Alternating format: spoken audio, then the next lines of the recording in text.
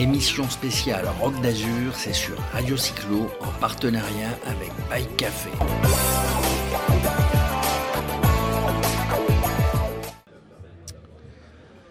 Voilà, on est sur le stand Moustache. On est avec Clément Bonneau, qui est le responsable marketing, responsable presse de la marque Moustache, qui est une marque. On a fait des marques étrangères, puis là on est en France. Oui, là, on est dans les Vosges. On est arrivé dans les Vosges. Alors c'est pas loin de la Suisse qu'on a vu tout à l'heure. On est avec Clément. Bonjour Clément. Bonjour Clément. Bonjour à tous.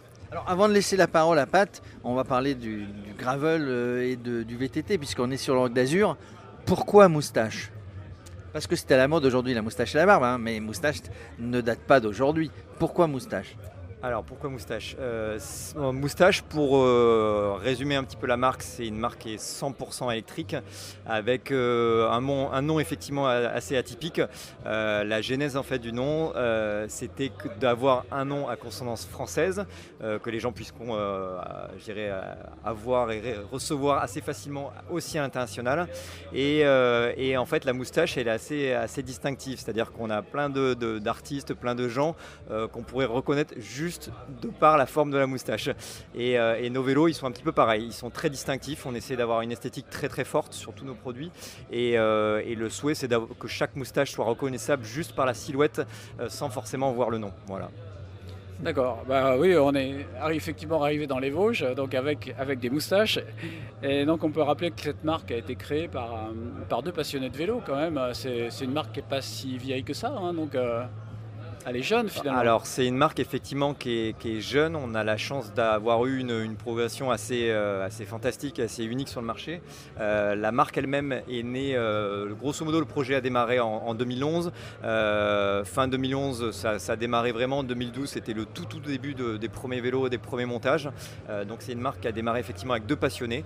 Emmanuel Antonot, qui est quelqu'un qui est très connu dans le milieu du vélo, qui a travaillé pour d'autres marques prestigieuses avant de démarrer le projet Moustache. Surnom Manu.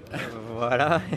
Et qui a été chef produit pour beaucoup d'acteurs dans le milieu du vélo, qui est un passionné et qui était persuadé très très tôt de l'intérêt, de la capacité d'ouverture du vélo électrique et qui avait vraiment quelque chose à faire à une époque où pas trop de monde était encore vraiment convaincu. Lui était convaincu à 100% et il s'est associé pour ce projet avec Grégory Sand, qui est le deuxième fondateur de Moustache.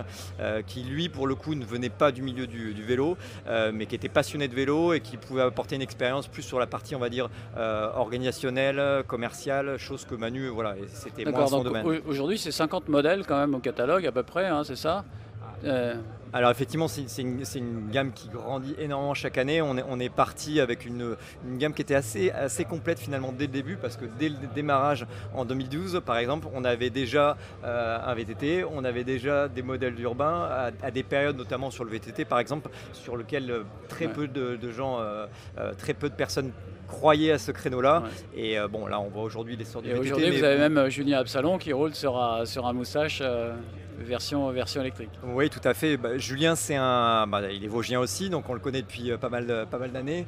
Pour la petite histoire, il a toujours été attiré par l'électrique, parce qu'il faut savoir que même dans sa fin de carrière au niveau professionnel, il a toujours eu de l'entraînement avec de l'électrique. C'était vraiment quelque chose qu'il utilisait lui d'une façon très différente, je dirais, de Monsieur Tout le Monde, notamment pour travailler les intensités, pour travailler vraiment au cardio, à la fois en récup, mais aussi en préparation.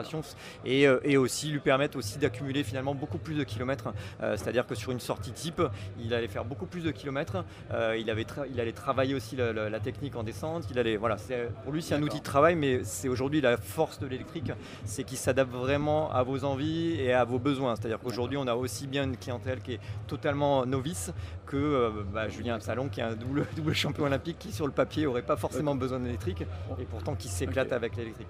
Ok, donc on va arriver au gravel. Donc gravel finalement, quand on parle gravel chez Moustache, on évoque un jour de la semaine qu'on aime bien, c'est le dimanche. Hein, donc c'est un petit peu le nom de ce modèle qui est dérivé donc le dimanche 29 dont tu m'as parlé cette année, qui est une nouveauté pour Moustache. est dérivé du dimanche 28, et donc on est sur aujourd'hui un vélo de gravel complètement assumé. Ah, tout à fait. Alors nous, effectivement, on a développé donc deux nouveautés cette année. Donc le dimanche 28 qui a été introduit un petit peu plus tôt dans la saison, qui est la gamme Route, qui a été très très bien reçue par les médias, par les testeurs. Tous les tests qu'on a eus ont été très très bons. Et dès qu'on a développé ce dimanche 28, on a quasi immédiatement pensé aussi à sa version gravel, qui était une discipline qui nous a toujours attirés, qui permet de faire un petit peu un pont aussi entre finalement les pratiquants route et les pratiquants VTT. Et sur ce gravel, voilà, c'est la polyvalence est vraiment excellente.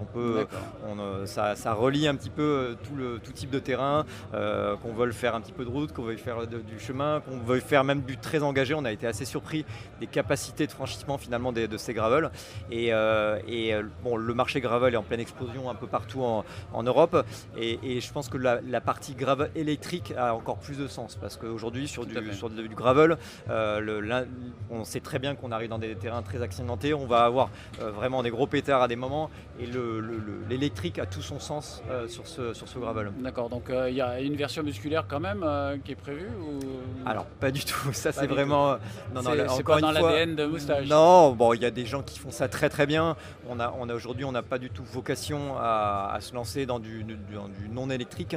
Le seul vélo qui est musculaire, c'est la Draisienne, qui est un vélo qui est un petit peu atypique dans la gamme, qui est plus un caprice de notre côté pour pouvoir avoir nos enfants qui sont initiés à parce la que vous êtes jeune et vous avez des enfants en bas âge et que vous avez fait des Draisiennes pour les exactement, c'est un peu ça l'idée de départ, et on s'est fait plaisir un peu comme sur tous les produits de Moustache. On n'a pas fait un produit... Tu sais que l'électrique, ça peut se transformer en draisienne quand le moteur tombe en panne. Comment on fait, quoi? C'est vrai. Alors Patrick, ça ne vous a pas échappé qu'il y avait dans l'année 52 dimanches.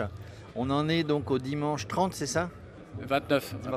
Dimanche 29, donc ça nous laisse beaucoup d'espoir et d'attente pour les prêches en vélo. Hein. Et après le dimanche 52, vous passerez à quoi? Au lundi? Alors en fait, pour on va dire le naming des produits, en fait nous, pour vous expliquer tout, on travaille avec les jours de la semaine. C'est-à-dire qu'un des tout premiers vélos qu'on avait proposé, c'était le lundi 26, parce que le lundi, c'est pour aller au boulot, ça. Voilà, c'est typiquement le vélo qu'on prend le lundi matin pour aller au boulot, qu'on va utiliser toute la semaine pour ces trajets, je dirais, quotidiens, pour aller chercher le pain, aller au boulot et se balader.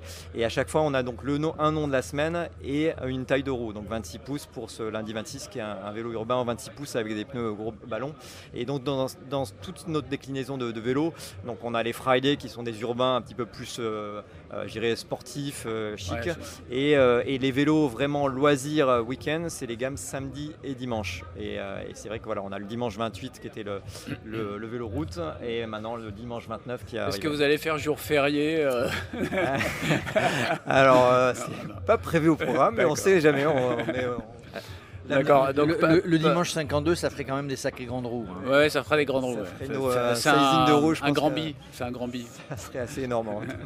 Oui, parle-nous alors donc un peu de ce dimanche 29. Donc comment il a été reçu par les clients? Comment ça s'est passé au niveau du marché? Alors, globalement, ça a été très très bien reçu. Là, on le voit nous, parce que maintenant on est un petit peu avancé dans la saison. C'est un vélo qu'on a lancé officiellement fin juin, qui est au catalogue donc 2020 de la saison 9 Moustache. Donc là, on travaille vraiment par saison chez nous. Donc là, on est en saison 9, et ce vélo a été très très bien accueilli. Hein. Les préventes ont été très très bonnes au niveau des magasins, et on a déjà de la rotation au niveau des magasins. Donc l'accueil a été très très positif.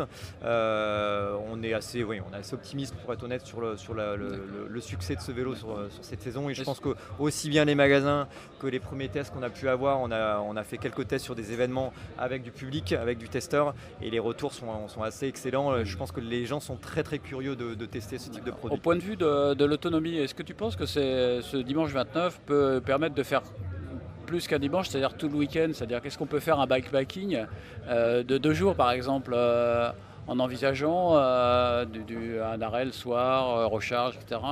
Quelle est son autonomie en gros et quelle est sa capacité par rapport à ça?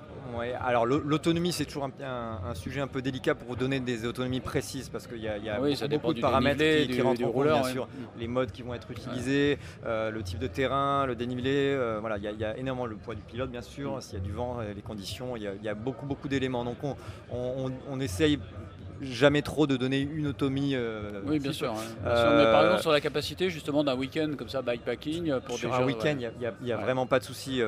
Sur les autonomies qu'on a sur les dimanches 28 et dimanche 29, de toute façon, on a des très très fortes autonomies. C'est quelque chose qui est notamment dû, bien sûr, au fait qu'on a, en termes de roulement, des sections de pneus qui sont un petit peu plus étroites qu'un VTT, par exemple. On a aussi des motorisations Bosch avec les moteurs performance et Active Line sur les dimanches 28 qui sont des moteurs qui ont très très peu de friction. Et ce qu'on se rend compte aussi, c'est un gros travail sur ces gammes dimanche 28 et dimanche 29, c'est que on a beaucoup travaillé sur la dynamique du vélo au-delà de 25 parce que c'est une réalité du produit. On est assez souvent finalement au-dessus de 25 et on a des vélos qui restent très dynamiques au-dessus de ces vitesses-là. Ok, bah écoute, merci beaucoup. Jérôme, tu avais encore une question? Non, plus de questions. J'ai retenu qu'il y avait un vélo pour le dimanche, un vélo pour le lundi, un vélo pour le week-end. Merci en tout cas Clément.